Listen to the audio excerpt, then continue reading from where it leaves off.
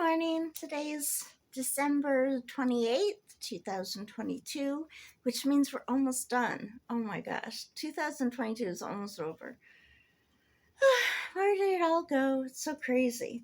So, if you're new here, I'm Kim, and I talk about books mostly, but sometimes, cheap things that I got on sale or whatever, or just day to day, random things. Um, I had already started filming this, and then my phone was full, so I had to unload things off my phone so I could start again. So here we are again. I'll try to keep the same enthusiasm, like, oh my gosh, but these things, it's frustrating, yes.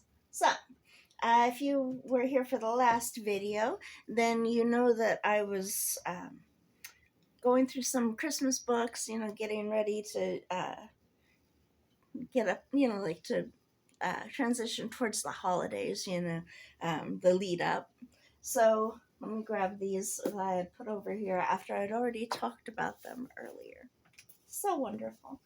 All right. I'm going to have to learn how to do some editing so I don't have to re-film everything so I can get it all in one take. So I'll learn. Anyway, so let's start with A Christmas Carol.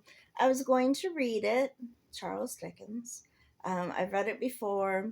I actually do love it. I watched the Jim Carrey movie, uh, and they basically like quote it verbatim. So I feel like I listened to the audiobook, even though I didn't listen to an audiobook. So, this seems redundant now to read it again. So I didn't. That's what that is. But I mean, I've read it before, so I think everyone should read it if you're a Christmas fan. It's a classic. Come on. So yeah, I didn't finish it, but I have read it before.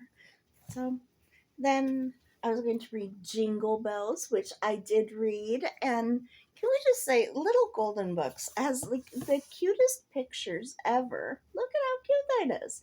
That's the cutest picture. And the Papa Bear and his little family, and they go jingle all the way. Oh, that's so cute. Speaking of Jingle All the Way, have you ever watched that movie? I watch it every year. Arnold Schwarzenegger, Sinbad. You can't go wrong. If you know, you know. Okay, so the Amish Second Christmas. Um, I read the first two stories.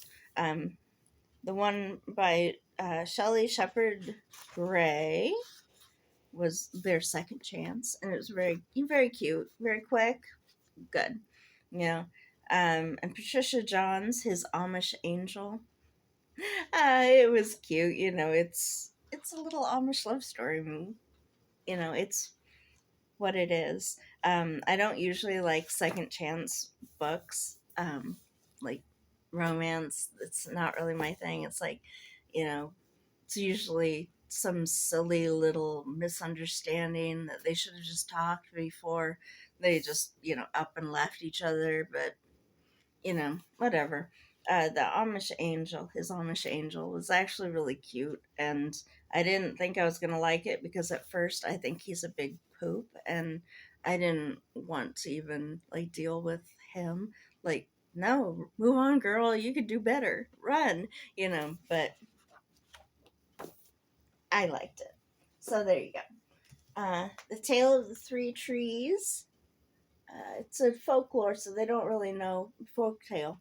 So they don't really know who wrote it initially, but this is retold by Angela Elwell Hunt, and it's a perfect little picture book for like Christmas time, and it's got kind of like the folklore, like old timey art on it, and yeah, it's perfect for Christmas and Easter. Like that's when it's traditionally read, and that's when it should be read. I mean, it's a holiday book.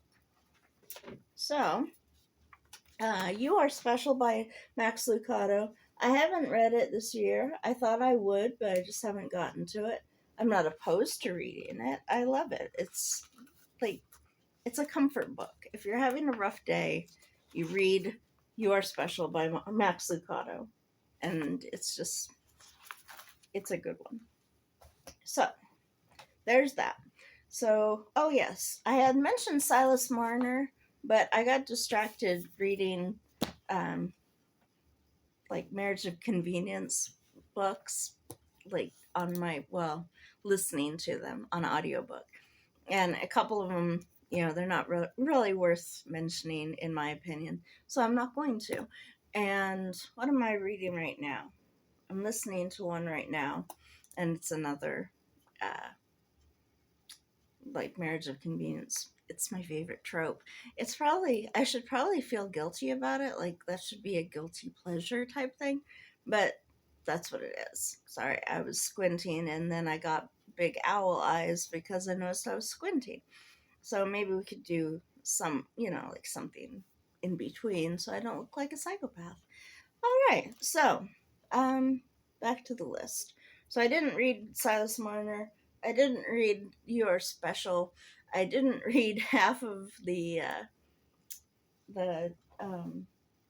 Christmas Carol, but I have been listening to audiobooks. Just nothing worth mentioning.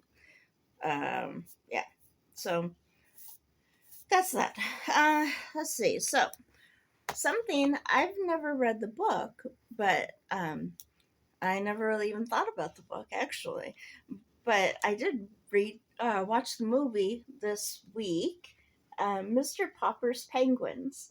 It's a winter book, so it seemed, or a winter movie, so it seemed like a good one, to watch. And I watched it, and now I feel like because I am a reader, I should read Mr. Popper's Penguins, and it was written by Richard and Florence Atwater in 1938, which means that it's a perfect segue into what I'm going to be doing this coming year. What my plan is for this coming year, 2023, I plan on reading 23 classics. It's, a small you know, goal, at least for me, like how many books I usually read per year. I set my goal this year at 65, and I hit 72 so far, and I'm not done with the year. So, like I can do that. Like 23 classics is not out of the realm of possibility for me. Um, so that's my one of my you know goals for the year 2023, if I could speak. It doesn't even seem possible. That doesn't even seem like a real year, like 2023. Like, I don't know. Time keeps marching on, and eventually you realize it's marching over your face. Who said that? I remember that I believe it was Olympia Dukakis in the movie Steel Magnolias who quoted it, but I think she was quoting somebody else. So if you know, comment below. All right. So, to get off on the right foot for January of 2023, it's my intention to read a big pile of classics in January. So that way it takes some of the pressure off in case like I'm not in the mood for it or whatever. And some of these are tiny little books, and all I have to do is actually just sit down and read them. So without further ado, here they are. Silas Marner. I know I said that I was going to read it this week, but I didn't get around to it. So, Silas Marner by George Eliot. I mean, it sounds interesting from what I read a little bit about. Um, anyway, I don't want to read the covers too much because I like to go in blind. So, Silas Marner. That's number one on my January TBR. Henry James, Turn of the Screw. That is also, that's, it's a quick book. I don't know. I mean, it may not read quickly, but it is 125 pages, so that's not too bad. Hathorne, Nathan, let's speak, Kim. Nathaniel Hawthorne, The Scarlet Letter, is on my list. It's another, short one. It's around 200 pages. 204 pages. So, again, um, according to Storygraph, my average read is around 350 pages. So, these are not too short or too long for my taste. These are super short. So, the next one is The Metamorphosis by Kafka. That would be Franz Kafka. And it's another super short 118 pages. So I should be able to bust through that in like 2 days if I actually sit down and read it. And I have this little tiny I wonder why it was withdrawn. It doesn't have any problems. Of course, I like a radio book, so whatever. Anyway, John Steinbeck of Mice and Men. This one's tiny. It's a little bitty. It says it's got 107 pages, but it's small. Like my hand is wide, but it's actually pretty short. And look at that, like this little tiny pocketbook. Anyway, so Ernest Hemingway, The Old Man and the Sea, again, a super short one, 127 pages. So, hopefully, if I just got those ones out of the way, um, but like if I got through those ones, then I feel like I have, a buffer zone in case I just, being a huge mood reader, I don't feel like reading it. So that's that. So, and then I've never read any of the Bronte books, which is strange, but I mean, seems like in my moody adolescence I would have enjoyed Jane Eyre and Wuthering Heights, but I never read them. And I'm not sure where I should begin. I've looked it up on Google, and different people say different things, so I'm really not sure if I should just jump in wherever I feel like it or what. But I have, you can't see it because the cover's worn off of it, but The Tenant of Wildfell Hall. That's our Christmas clock. It doesn't know Christmas is over yet. Anyway, The Tenant of Wildfell Hall by Anne Bronte. She's a big gal. I have a confession to make. I actually don't like big books. I like medium books. But this one has 489 pages. And that's just, this rest of it is notes, if you wanted to study it, which I don't. I just want to read. So, yeah, this one was a little off-putting just because of the number of pages. It's not my cup of tea. Speaking of a crazy number of pages, I picked up this book. I forget who had mentioned it. I think Carolyn Marie Reads, but one of the YouTubers that I watch, booktubers that I watch, had mentioned this book. And this one is even crazier size wise than the last book. And I don't think I'll get all the way through it just because I don't care for huge, insane, long books. But this one has 593 books. Or pages, not books. 593 pages, which is about 240 more than I'm usually comfortable with page-wise, but it is Tenderness by Alison McLeod? MacLeod? I don't know. However you say her name, she knows. Tenderness. There you go.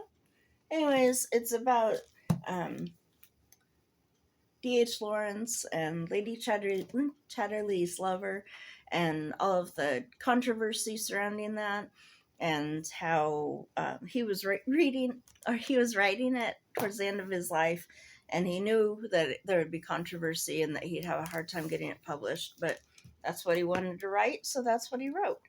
I was never really a D.H. Lawrence fan. I feel like he's kind of the Harlequin romance guy of his time, but you know, to each their own. You know, people enjoy a good bodice ripper, so there you go.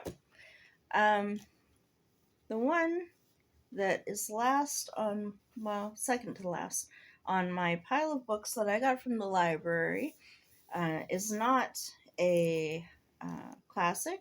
It's not classic adjacent like Tenderness is. It's just what it is. It's Half Broke Horses by Jeanette Walls. I've read The Glass Castle. I meant to look up what I had given that on Story Reads. The Glass Castle. Doo-doo-doo. I didn't give it. I didn't read it. I did read it though. When did I read it?